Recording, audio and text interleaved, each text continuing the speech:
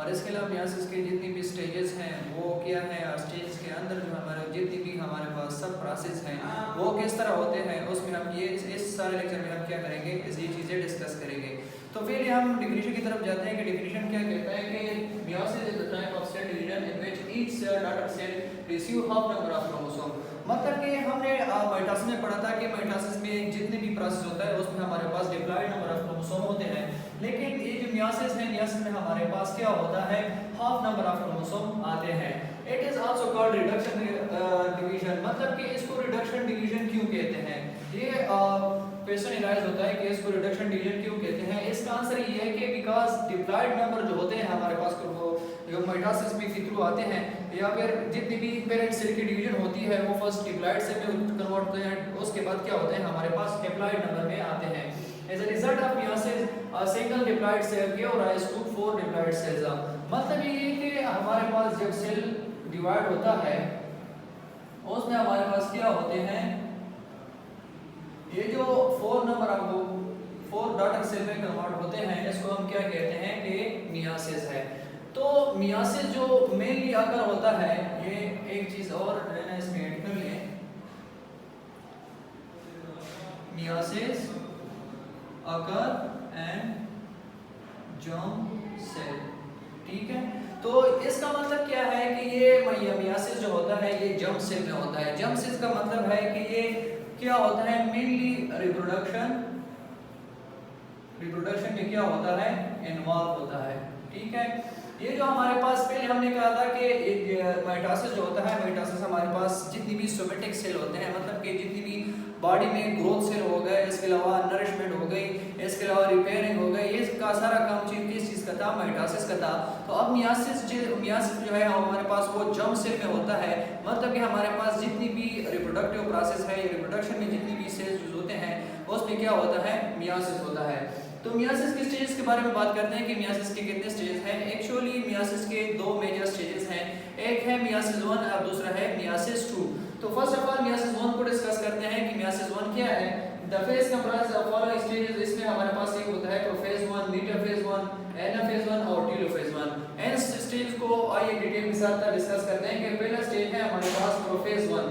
Prophase 1 में क्या होता है कि यूजुअली का काउंट 90% ऑफ मियोसिस। मतलब कि प्रोफेज 1 जो है मियोसिस 1 का सबसे लॉन्गेस्ट फेज होता है, जिसमें जितना भी मियोसिस होता है सारे कंप्लीट प्रोसेस का 90% जो टाइम लगता है, मतलब कि 90% टाइम जो है ना वो किस चीज में होता है, प्रोफेज 1 में लगता है। तो इसके बाद जो दूसरा है पॉइंट है क्रोमोसोम्स कंडेंस एंड विजिबल। मतलब कि प्रोफेज 1 में जितनी भी क्रोमोसोम हमारे पास होते हैं, फर्स्ट ऑफ ऑल वो क्रोमोसोम हमारे पास कंडेंस होते हैं। कंडेंस होने के बाद क्या होते हैं, वो विजिबिलिटी पर आ जाते हैं। मतलब कि ये सारे क्रोमोसोम जो होते हैं वो क्या होते हैं, विजिबल स्टार्ट होना शुरू हो जाते हैं। मतलब कि वो विजिबल हो जाते हैं, वो नजर आ जाते हैं कि मतलब कि क्रोमोसोम जितनी भी है वो विजिबल हो गए। जो तीसरा पॉइंट है कि चियास्मेटोफॉर्म। चियास्मेटोफॉर्म मतलब क्या है कि हमारे पास जितनी भी सिस्टर क्रोमेटिड्स हैं वो आपस में जिप हो जाते हैं। इसका मतलब क्या है कि ये एक क्रोमोसोम हो गया और एक दूसरा क्रोमोसोम हो गया, ठीक है। ये दो हमारे पास क्रोमोसोम्स जो है ये आपस में मिल जाते हैं। फर्स्ट ऑफ ऑल तो ऐसा होता है कि एक सिस्टर क्रोमेटिड ऐसा होता है, दूसरा सिस्टर क्रोमेटिड ऐसा होता है। बाद में क्या होता है, आपस में मिल जाते हैं, ठीक है। जब आपस में मिल जाते हैं तो इसको हम क्या कहते हैं, जिपिंग कहते हैं। तो इस जिपिंग की वजह से यहाँ पर एक पॉइंट होता है जिस पर दो क्रोमेटिड जो है आपस में कंबाइन होते हैं या जिप होते हैं, कोई सिस्टर क्रोमेटिड, तो उसको हम क्या कहते हैं कि ये हमारे पास चियास्मेटा है। तो इस चियास्मेटा के बाद हमारे पास जो है मेनली जो होती है वो क्रॉसिंग ओवर अकर हो जाती है। क्रॉसिंग ओवर का मतलब ये होता है कि फॉर एग्जांपल ये हमारे पास एक क्रोमोसोम है और ये हमारे पास दूसरा क्रोमोसोम है। ये क्या कहते हैं कि क्रॉसिंग ओवर में मेनली जो होती है वो जीन एक्सचेंज होते हैं, ठीक है। ये एक सिस्टर क्रोमेटिड दूसरे सिस्टर क्रोमेटिड के ऊपर आ जाता है और यहाँ पे एक फेज होता है जहाँ पर जीन्स की एक्सचेंज होती है। तो इस पॉइंट को हम क्या कहते हैं, क्रॉसिंग ओवर कहते हैं। Centriole moves to the opposite poles. मतलब कि जितनी भी सेंट्रियोल्स होते हैं प्रोफेज 1 में वो ऑपोजिट पोल्स में जाना स्टार्ट हो जाते हैं। मतलब कि फर्स्ट ऑफ ऑल हम देखते हैं कि ये सेंट्रियोल्स है, सेंट्रियोल्स के बाद ये जिस चीज पर ये आपस में कंबाइन होते हैं उसको हम स्पिंडल फाइबर कहते हैं। ये हमारे पास चियास्मेटा है जिसमें जितनी भी सिस्टर क्रोमेटिड्स होते हैं वो सिस्टर क्रोमेटिड्स क्या होते हैं, आपस में जॉइंट होते हैं। तो इसके अलावा हमारे पास जो प्रोफेज 1 में होता है वो होमोलोगस क्रोमोसोम भी होते हैं। ये होमोलोगस क्रोमोसोम क्या करते हैं, चियास्पेटा जो है ना वो चियास्पेटा का जो फिनोमेना है वो होमोलोगस क्रोमोसोम्स की वजह से होता है। और दूसरा जो पॉइंट है हमारे पास, ये जो हम क्रॉसिंग ओवर की बात करते हैं, ये हमारे पास एक जोड़ी होमोलोगस क्रोमोसोम में होता है। ये था प्रोफेज 1 मियोसिस 1 का। और जो दूसरा फेज है वो हमारे पास है मेटाफेज 1। मेटाफेज 1 मतलब ये कि जितनी भी हमारे पास क्रोमोसोम है, ठीक है, हैप्लॉइड नंबर ऑफ क्रोमोसोम जितनी भी प्रेजेंट है वो क्या करते हैं, एक प्लेट पर आ जाते हैं, मतलब कि वो एक सरफेस पर आ जाते हैं। इस तरह जब हम उसको देखते हैं तो वो क्या होता है, एक कंप्लीट सरफेस पर आ जाते हैं। तो उस सरफेस को हम क्या कहते हैं, मेटाफेज प्लेट कहते हैं। मेटाफेज प्लेट और मेटाफेज 1 में हमारे पास जो दूसरा पॉइंट है वो कहते हैं कि spindle fibre attached to the each side of homologous chromosome.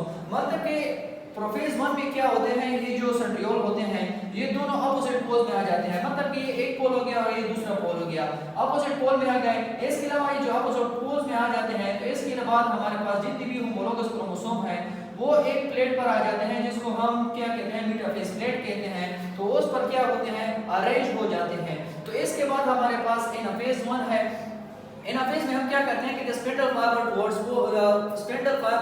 Toward the poles, मतलब कि ये जो जितनी भी स्पिंडल फाइबर्स हैं या स्पिंडल फाइबर में जितनी भी हमारे पास चीजें होती हैं वो क्या करते हैं, अपोजिट पोल्स की तरफ क्या करते हैं, उनको पोल कर देते हैं। जितनी भी हमारे पास सिस्टर क्रोमोसोम है या सिस्टर क्रोमेटिड्स होती हैं वो क्या करते हैं, मेटाफेज प्लेट से क्या होते हैं, डिस्टर्ब हो जाते हैं, एक ऊपर जाता है और दूसरा नीचे आ जाता है। जैसे कि हम इस डायग्राम में देख सकते हैं कि हमारे पास ये जो हमारे पास सेंट्रियोल है, इस सेंट्रियोल ने एक अलग सी पोल को जो है ना वो क्रिएट किया है और दूसरी सेंट्रियोल ने क्या कहा है, दूसरे पोल क्रिएट करते हैं, जिसमें हमारे पास सिस्टर क्रोमेटिड्स जो है वो अपोजिट पोल में चले गए हैं। ठीक है, इसको हम क्या कहते हैं, एनाफेज 1 में जो हमारे पास है spindle fibre poles, sister chromatids reattach and result haploid number of chromosome form. मतलब के स्ट्रक्चर के हम देख लें तो ये हमारे पास क्या होता है, ये अपोजिट पोल्स में जब चले जाते हैं तो ये हमारे पास ये जो सिस्टर क्रोमेटिड्स होते हैं ये पेड़ से क्या करते हैं, अटैच हो जाते हैं। इस अटैचमेंट की वजह से हमारे पास क्या होता है, हैप्लॉइड नंबर ऑफ क्रोमोसोम्स जो होते हैं वो उसकी क्या होती है, फॉर्मेशन होती है। टेलोफेज 1 में क्या होता है कि टेलोफेज 1 में after chromosome reach to the opposite poles the number the nuclear membrane become reappear and result cytokinesis अकर।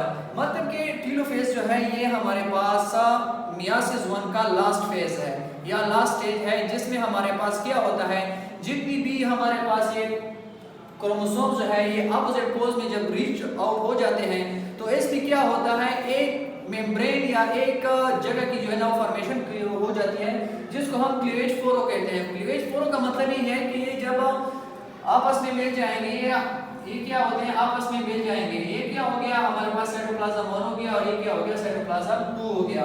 तो ये क्या कहते हैं कि ये दोनों हमारे पास किस चीज में कन्वर्ट होते हैं, two nuclear membrane become reappear and result in cytokinesis occur. मतलब कि ये हमारे पास साइटोप्लाज्म की यहाँ पर क्या होती है, डिवीजन हो जाती है। तो इस डिवीजन को हम क्या कहते हैं, साइटोकाइनेसिस कहते हैं। तो इसमें हमारे पास इस रिजल्ट क्या होता है, टू साइटोप्लाज्म की वो फॉर्मेशन हो जाती है। तो इस तरह की आप लोग स्क्रीनशॉट ले लें। ये जो हमारे पास दूसरा जो स्टेज है मियोसिस का, मियोसिस 2, तो इसमें हम कहते हैं कि each of the cell formed in the meiosis 1 undergoes meiosis 2। मतलब कि माइटोसिस मियोसिस 1 में जो भी सेल बनेगा वो क्या होगा, मियोसिस 2 से क्या होगा, उसका जो है ना वो रास्ता जो है ना वो फिर से मियोसिस 2 पर क्या करेगा, मियोसिस 2 की तरफ जाएगा। मतलब कि मियोसिस 2 की तरफ जाना जरूरी है। जनरली मियोसिस 2 रिसेम्बल्स माइटोसिस, मतलब कि हमारे पास जनरली जो मियोसिस 2 है ये क्या करता है, माइटोसिस की तरह है, जितने भी माइटोसिस का प्रोसेस है उसकी तरह है। मतलब कि इनमें हमारे पास सिर्फ एक ही डिफरेंस है कि माइटोसिस में हम कहते हैं कि हमारे पास 2 इन नंबर होता है, मतलब कि डिप्लॉइड सेल होते हैं, डिप्लॉइड सेल होता है। लेकिन मियोसिस में क्या होगा, n नंबर, जिसको हम हैप्लॉइड कहते हैं। तो इसमें सिर्फ यही एक है कि simply the separation of chromatids takes place. जहां पर सिंपली हमारे पास जितनी भी हमारे पास क्रोमेटिड्स हैं, जितनी भी हमारे पास क्रोमेटिड्स बन जाते हैं उसकी क्या होती है, सेपरेशन हो जाती है। However, it is different from mitosis in a sense that mitosis undergo applied a number of chromosome। मतलब कि ये जो हमने कहा कि जितनी भी मियोसिस 2 है ये सिमिलरिटीज रखता है माइटोसिस के साथ, उसकी माइटोसिस के साथ जो है ना उसकी सिमिलरिटी है, लेकिन माइटोसिस और मियोसिस 2 में फर्क यही है कि माइटोसिस में हमारे पास डिप्लॉयड नंबर ऑफ क्रोमोसोम क्या होते हैं वहां पर होते हैं, लेकिन हमारे पास मियोसिस में क्या होगा कि हमारे पास n नंबर हो जो है ना वो होगा, मतलब कि वहां पर सेल सिर्फ 2 सेल में डिवाइड होगा, यहाँ पे क्या होगा 4 सेल में डिवाइड होगा। इसके अलावा माइटोसिस के बारे में हम जानते हैं कि माइटोसिस हमारे पास सोमेटिक सेल में होता है, लेकिन ये जो मियोसिस है ये हमारे पास जर्म सेल में होती है। ठीक है, ये 2-3 मेन डिफरेंसेस है। तो स्टेजेस के बारे में बात करते हैं। मियोसिस 2 के जो स्टेजेस हैं वो एक है प्रोफेज 2, मेटाफेज 2, एनाफेज 2, टेलोफेज 2। मतलब कि ये जितनी भी स्टेजेस हैं ये चारों ये क्या होंगे, सिमिलर होंगे एज अ माइटोसिस, लेकिन डिफरेंस क्या होगी, यही होगी जितने भी प्रोसेस है प्रोसेस सेम है, लेकिन ये जो डिवीजन है डिवीजन में हमारे पास डिवीजन डिफरेंट होगा। माइटोसिस में हमारे पास 2n नंबर होता है, लेकिन मियोसिस में हमारे पास 4n नंबर होता है। बाकी जितने जैसा कि माइटोसिस में प्रोफेज होता है, मेटाफेज होता है, मेटाफेज होता है, टेलोफेज होता है, इस तरह क्या होगा मियोसिस में सेम प्रोसेस होगा, लेकिन मियोसिस में क्या है कि मियोसिस में हम कहते हैं कि हमारे पास 4n नंबर होते हैं, मतलब कि हैप्लॉइड नंबर जो है वो आते हैं n number of chromosome. Prophase 2 भी कहते हैं chromosome become visible, each chromosome comprises of a centromere and 2 chromatids।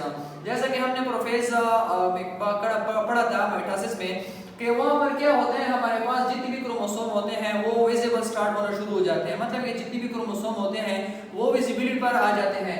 इसके अलावा हमारे पास सेंट्रोमेयर जो है ना उसमें हमारे पास 2 क्रोमेटिड्स जो है ना उसकी क्या होती है फॉर्मेशन हो जाती है, यहाँ पर आ जाते हैं।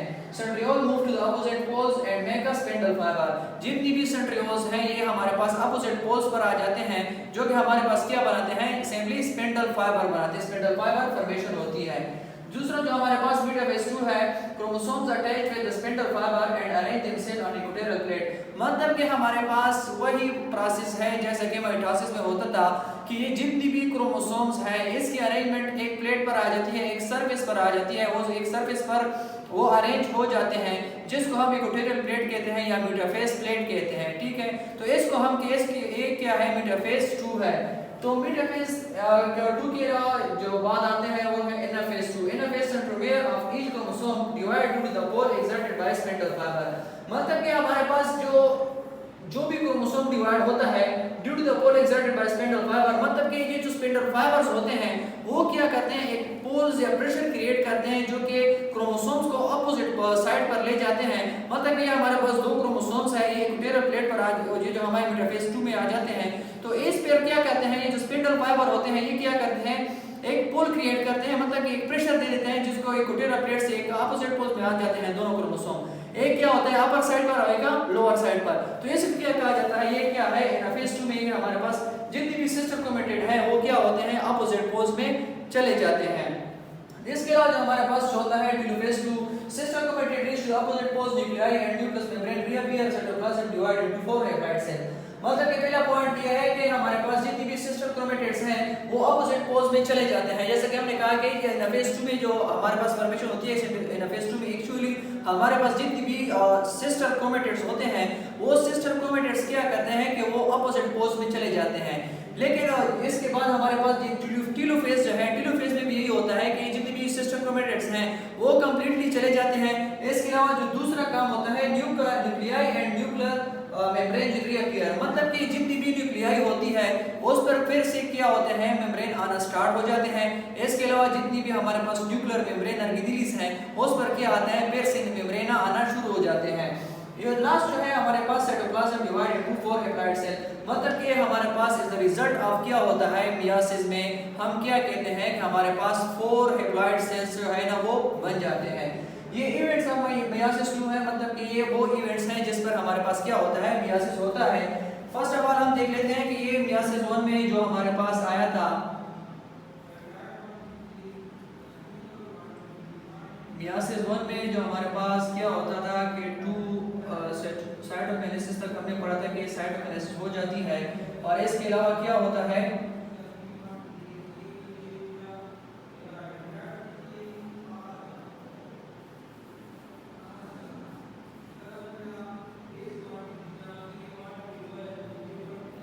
इसमें हर एक साइटोप्लाज्म में क्या होता है, जब ये साइटोप्लाज्म क्या होगा, डिवाइड हो जाता है, तो इस डिवीजन के बाद क्या होता है कि हमारे पास फर्स्ट जो होता है ऊपर की तरफ, ये ऊपर वाला सेल जो होता है ये अलग सेल बन जाता है और ये अलग सेल बन जाता है। तो ये क्या होती है, डिवीजन स्टार्ट हो जाती है। तो इसमें प्रोफेज 1 में, प्रोफेज 2 में क्या होता है, प्रोफेज 2 में हमने पढ़ा था कि जितनी भी क्रोमोसोम है वो वैसे बस स्टार्ट होना शुरू हो जाते हैं, मतलब कि जितनी भी स्पिंडल फाइबर फॉर्मेशन होती है वो भी होती है, स्पिंडल भी बन जाते हैं। और जो इसके बाद जो हमने पढ़ा था कि मेटाफेज 2 में हम क्या कहते हैं कि वो जितनी भी क्रोमोसोम है, सिस्टर क्रोमेटिड्स है, ये हमारे पास क्या है, सिस्टर क्रोमेटिड्स, ये एक प्लेट पर आ जाते हैं जिसको हम इक्विटोरियल प्लेट कहते हैं। यहाँ पर क्या होती है, मेनली क्रोमोसोम की अरेंजमेंट हो जाती है। लेकिन जो एनाफेज 2 है, एनाफेज 2 में हम क्या कहते हैं कि जितनी भी सिस्टर क्रोमेटिड्स हैं वो क्या होते हैं, पुल हो जाते हैं, मतलब कि जो स्पिंडल फाइबर होती है ये क्या करते हैं, इक्विटोरियल प्लेट से क्या करते हैं, इसको पुश कर लेते हैं अपोजिट पोज में। एक का जो है ना अपोजिट पोज में ये जो सेंट्रोमियर होता है ये अपनी सिस्टर क्रोमेटिड यहाँ पुश करते हैं, वो वहाँ पुश करते हैं। इस रिजल्ट क्या होता है, हमारे पास 2 सेल्स की यहाँ पर फॉर्मेशन हो जाती है, जहाँ पर हम देख सकते हैं कि क्रोमोसोम हमारे पास फिर से विजिबल नहीं है, और ना ही क्या होता है वहाँ पर फिर से क्रोमोसोम और न्यूक्लियर मेम्ब्रेन जितने भी होते हैं वो क्या होते हैं हमारे पास फिर से टेलोफेज में क्या होते हैं, रीअपीयर स्टार्ट होना शुरू हो जाते हैं। इसके बाद जो हमारे पास ये जो नीचे वाला हिस्सा होता है, जो दूसरा सेल डिवाइड होता है, उसमें भी सेम प्रोसेस चलता है। एज अ रिजल्ट हमारे पास क्या होता है, 4 हेप्लॉइड सेल बन जाते हैं, और ईच सेल हमारे पास क्या होता है, और ये जो हमारे पास ईच सेल में हमारे पास n नंबर ऑफ क्रोमोसोम होंगे। तो उम्मीद है कि आप लोगों को ये लेक्चर पसंद आ गया होगा, और पसंद आ गया तो प्लीज लाइक, सब्सक्राइब और शेयर कीजिएगा। थैंक यू सो मच, अल्लाह हाफिज़।